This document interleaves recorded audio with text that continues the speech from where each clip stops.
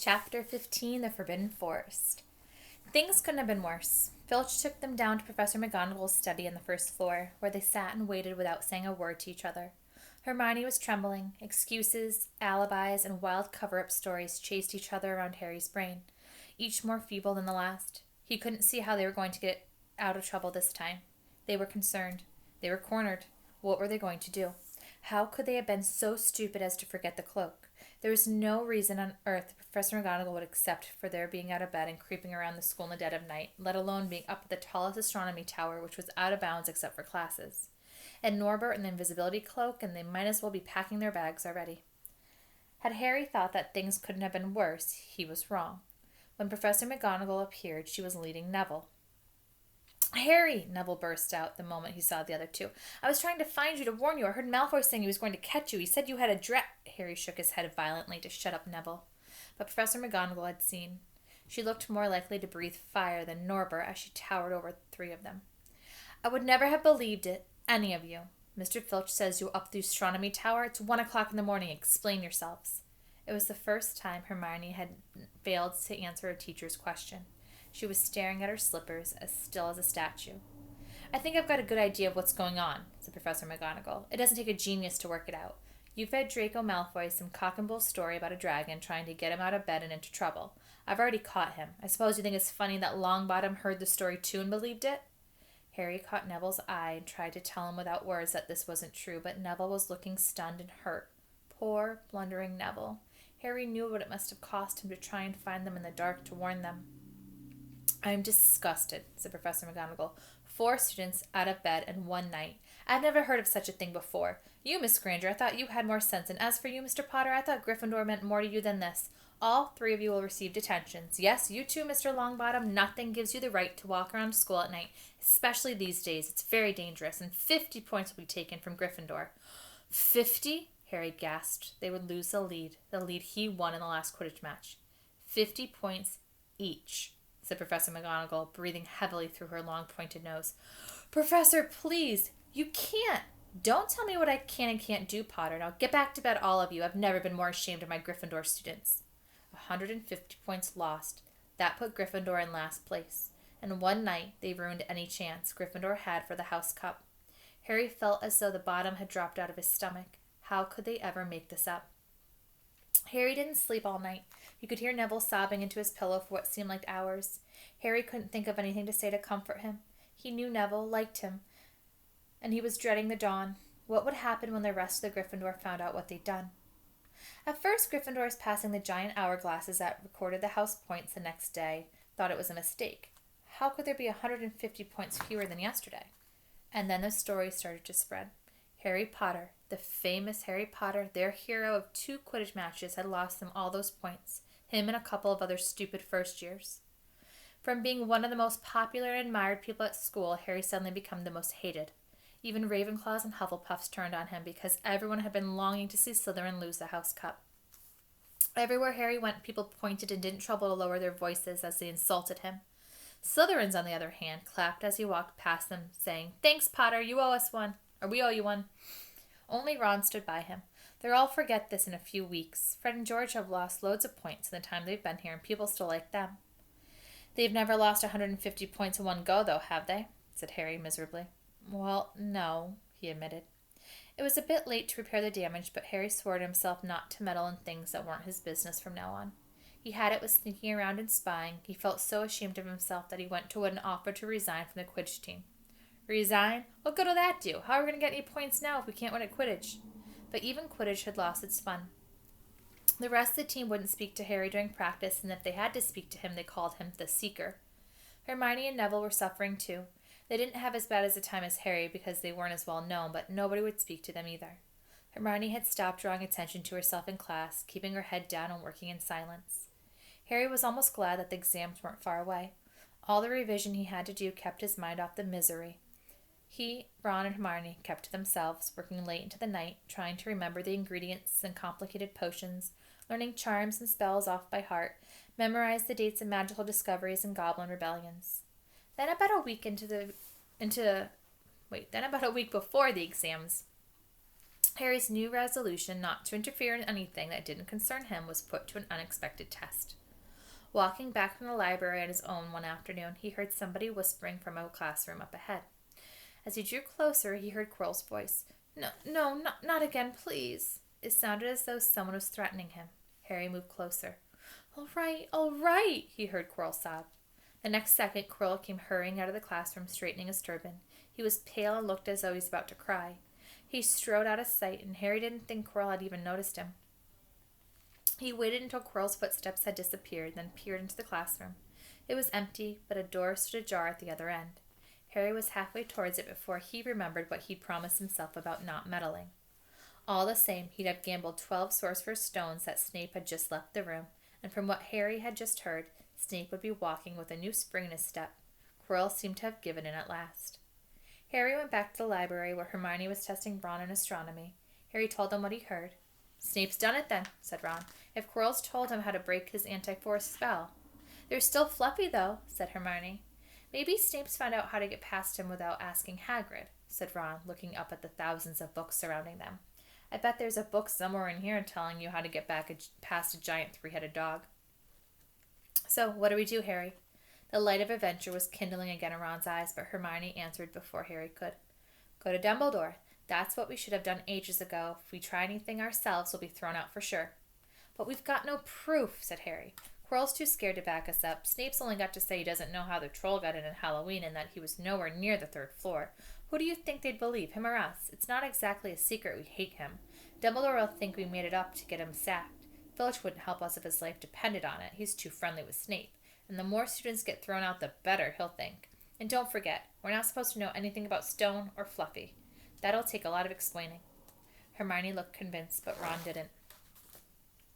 If we just do a bit of poking around. No, said Harry flatly. We've done enough poking around. He pulled a map of Jupiter towards him and started to learn the names of its moons. The following morning, notes were delivered to Harry, Hermione, and Neville at the breakfast table. They were all the same. Your detention will take place at 11 o'clock tonight. Meet Mr. Filch in the entrance hall. Professor McGonagall. Harry had forgotten they still had detention to do in the 4 of the points they've lost. He half expected Hermione to complain that this was a whole night of revision lost, but she didn't say a word. Like Harry, she felt they deserved what they got. At 11 o'clock that night, they said goodbye to Ron in the common room and went down to the entrance hall with Neville. Filch was already there, and so was Malfoy. Harry had also forgotten that Malfoy had got detention too. Follow me, said Filch, lighting a lamp and leading them outside. I bet you'll think twice about breaking a school rule again, won't you?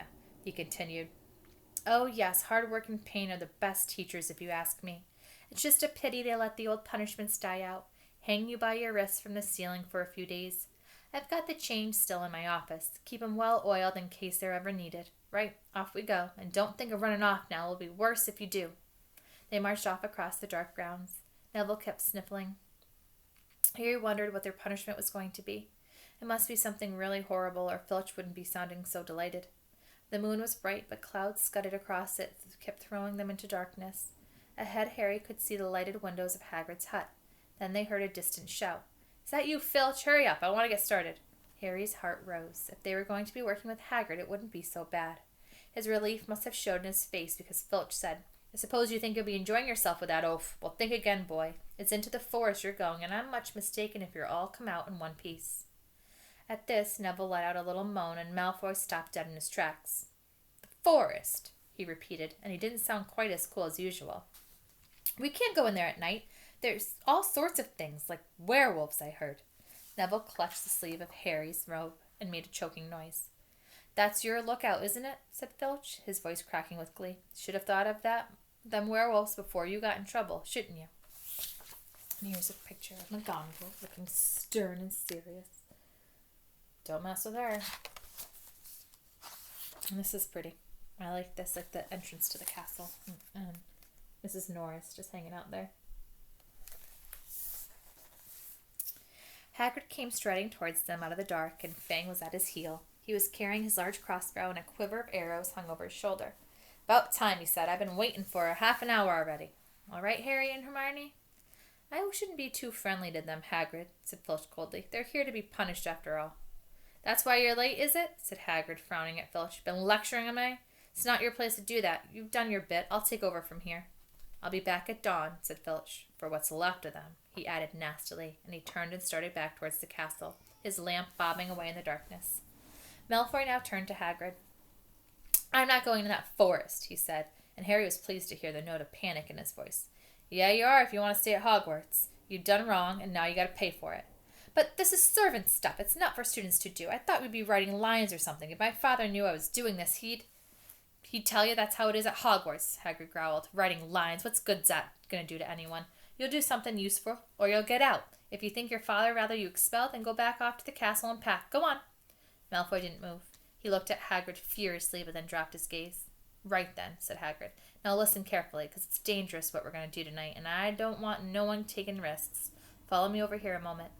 He led them to the very edge of the forest. Holding his lamp up high, he pointed down a narrow, winding earth track that disappeared into the thick black trees. A light breeze lifted their hair as they looked into the forest. Look there, said Hagrid. You see that stuff shining on the ground? That silvery stuff? That's unicorn blood. There's a unicorn in there been badly hurt. This is the second time in a week. I found one dead last Wednesday. We're going to try and find the poor thing. We might have to put it out of its misery. And what if whatever hurt the unicorn finds us first, said Malfoy, unable to keep the fear out of his voice. There's nothing that lives in the forest that'll hurt you if you're with me or Fang, said Hagrid. And keep to the path. Right, now we're going to split into two parties and follow the trail in different directions. There's blood all over the place. It must have been staggering around since last night, at least. I want Fang, said Malfoy quickly, looking at Fang's long teeth. All right, but I warn you, he's a coward, said Hagrid. So me, Harry, and Hermione will go one way, and Draco, Neville, and Fang go another. Now, if any of us find the unicorn, we'll send up green sparks, right? Get your wands out and practice now. That's it. And if anyone gets in trouble, send up red sparks, and we'll come and find you. So, be careful. Let's go. This is pretty picture, too.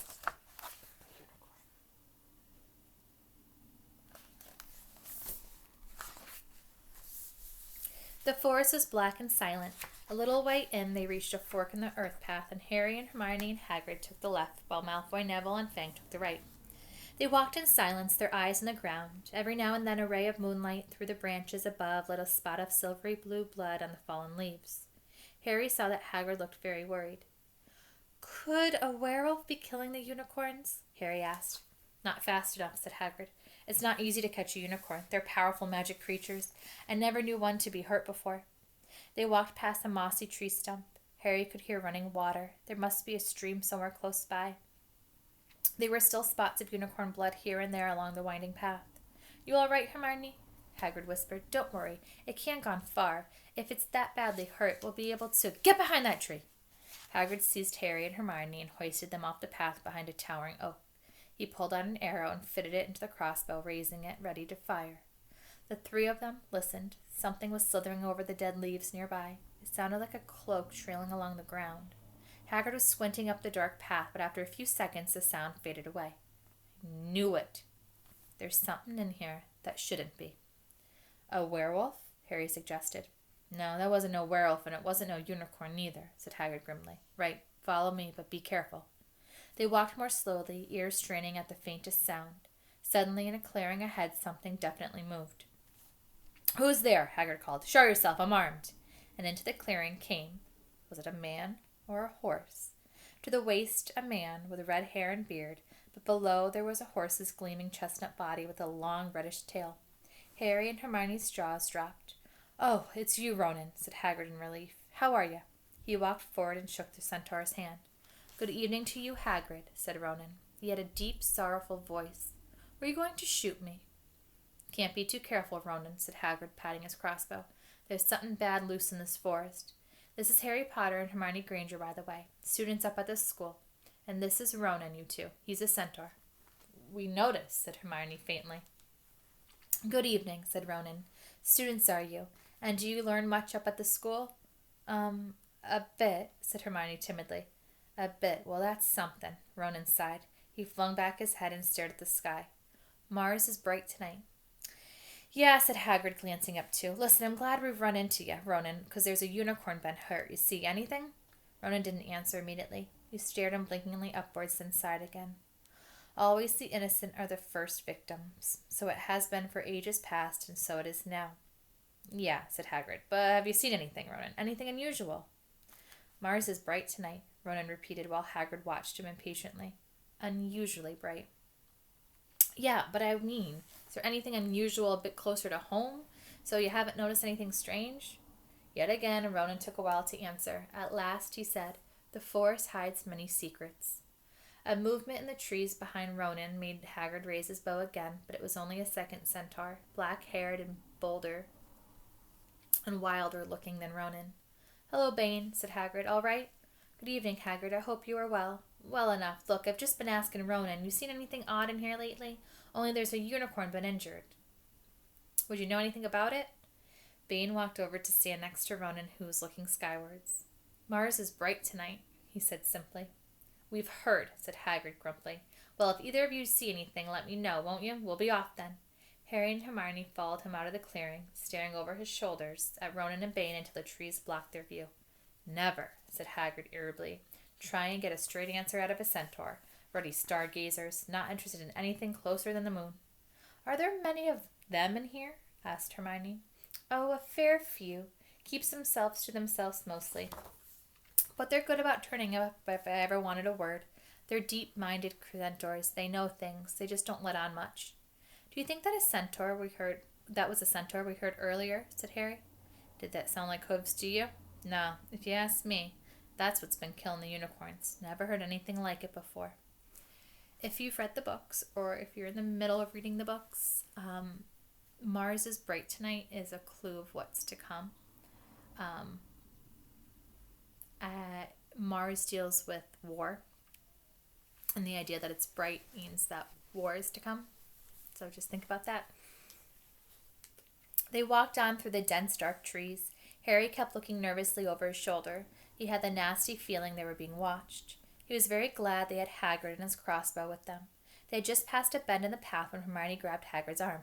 "Hagrid, look! Red sparks! The others are in trouble!" "You two wait here," Hagrid shouted. "Stay on the path. I'll come back for you."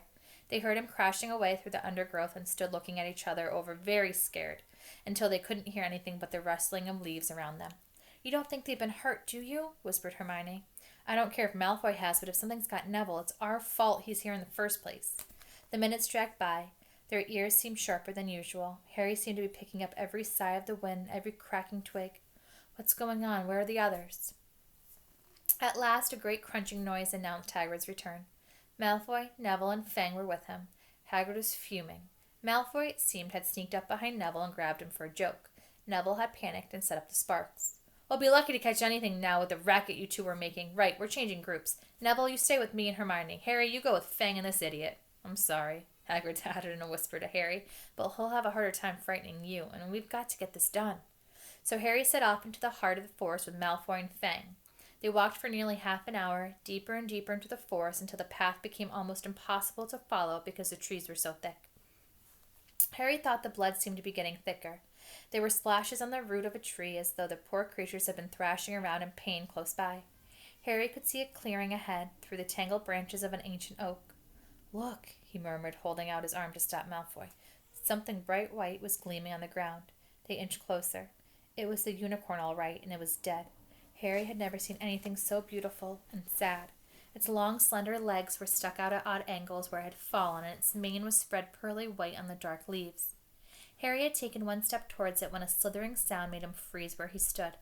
A bush on the edge of the clearing quivered. Then, out of the shadows, a hooded figure came crawling across the ground like some stalking beast. Harry, Malfoy, and Fang stood transfixed. The cloaked figure reached the unicorn. It lowered its head over the wound on the animal's side and began to drink its blood. "Ah!" Malfoy let out a terrible scream and bolted, and so did Fang. The hooded figure raised its head and looked right at Harry. Unicorn blood was dribbling down its front. It got to its feet and came swiftly towards him. He couldn't move for fear. Then a pain pierced his head like he'd never felt before. It was as though his scar was on fire. Half blinded, he staggered backwards. He heard hoofs behind him, galloping, and something jumped clean over him, charging at the figure. The pain in Harry's head was so bad he fell to his knees. It took a minute or two to pass, but when he looked up, the figure had gone. A centaur was standing over him, not Ronan or Bane. This one looked younger. He had white blonde hair and a palomino body. "Are you all right?" said the centaur, pulling Harry to his feet. "Yes, thank you. What was that?" The centaur didn't answer. He had astonishing blue eyes, like pale sapphires. He looked carefully at Harry, his eyes lingering on the scar which stood out livid on Harry's forehead. "You are the Potter boy," he said. "You had better get back to Hagrid. The forest is not safe at this time, especially for you. Can you ride? I'll be quicker this way." "My name is Firenze," he added as he lowered himself onto his front legs so that Harry could clamber onto his back. There was suddenly a sound of more galloping from the other side of the clearing. Ronan and Bane came bursting through the trees, their flanks heaving and sweaty. "Firenze!" Bane thundered. "What are you doing? You have a human on your back. Have you no shame? Are you a common mule?" "Do you realize who this is?" said Firenze. "This is the Potter boy. The quicker he leaves the forest, the better." "What have you been telling him?" growled Bane. "Remember, Firenze, we are sworn not to set ourselves against the heavens. Have we not read what is to come in the movement of the planets?" Ronan pawed the ground nervously. "I'm sure Firenze thought he was acting for the best," he said in a gloomy voice. Bane kicked his back legs in anger. "For the best? What has that to do with us? Centaurs are concerned with what we have been foretold. It is not our business to run around like donkeys after stray humans in our forest." Firenze suddenly reared onto his hind legs in anger so that Harry had to grab his shoulders to stay on. "Do you not see that unicorn?" Firenze bellowed at Bane. "Do you not understand why it was killed, or have the planets not let you in on that secret? I set myself against what is lurking in this forest, Bane, yes, with humans alongside me if I must." And Firenze whisked around, with Harry clutching on the best he could. They plunged off into the trees, leaving Ronan and Bane behind them. Harry didn't have a clue what was going on. "Why is Bane so angry?" he asked. "What was the thing you saved me from, anyway?" Firenze slowed to a walk, warned Harry to keep his head bowed in case of low-hanging branches, but did not answer Harry's question. They made their way through the trees in silence for so long that Harry thought Firenze didn't want to talk to him anymore. They were passing through a particularly dense patch of trees, however, when Firenze suddenly stopped. "Harry Potter, do you know what unicorn blood is used for?" "No," said Harry, startled by the odd question. "We only use the horn and tail hairs in potions." "That is because it is a monstrous thing to slay a unicorn," said Firenze. "Only one who has nothing to lose and everything to gain would commit such a crime. The blood of a unicorn will keep you alive, even if you are an inch from death, but at a terrible price. You have slain something pure and defenseless to save yourself, and you will have to live a half-life, a cursed life, from the moment the blood touches your lips." Harry stared at the back of Firenze's head, which was dappling silver in the moonlight. "But who'd be that desperate?" he wondered aloud. "If you're going to be cursed forever, death is better, isn't it?" "It is," Firenze agreed, "unless all you need to stay alive a little longer is to drink something else. Something that will bring you back to full strength and power. Something that you mean you can never die." "Mr. Potter, do you know what is hidden at the school at this very moment?" "The Sorcerer's Stone, of course, the elixir of life, but I don't understand who—" "Can you think of nobody who has waited many years to return to power, who has clung to life awaiting the chance?" It was as though an iron fist had clenched suddenly around Harry's heart. Over the rustling of the trees he seemed to hear once more what Hagrid had told him on the night they had met. "Some say he died. Codswallop, in my opinion. Don't know if he had enough human left in him to die." "Do you mean," Harry croaked, "that was Harry, are you all right?" Hermione was running towards them, down the path, Hagrid puffing along behind her. "I'm fine," said Harry, hardly knowing what he was saying. "The unicorn's dead, Hagrid. It's in the clearing back there." This is where I leave you, Firenze," murmured as Hagrid hurried off to examine the unicorn. "You are safe now." Harry slid off his back.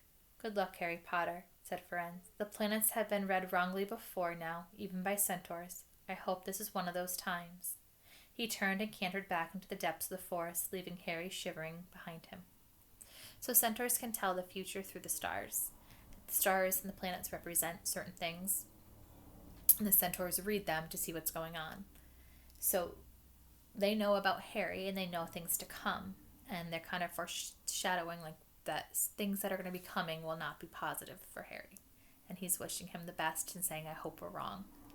Imagine hearing that. Ooh. Ron had fallen asleep in the dark common room, waiting for them to return. He shouted something about Quidditch fouls when Harry roughly shook him awake. In a matter of seconds, though, he was wide-eyed as Harry began to tell him and Hermione what had happened in the forest. Harry couldn't sit down. He paced up and down in front of the fire. He was still shaking. Snape wants the storm for Voldemort, and Voldemort's waiting in the forest, and all this time we thought Snape just wanted to get rich. Stop saying the name, said Ron in a terrified whisper, as if he thought Voldemort could hear them. Harry wasn't listening. Firenze saved me, but he shouldn't have done. Bane was furious. He was talking about interfering with what the planets say and is going to happen. They must show that Voldemort's coming back.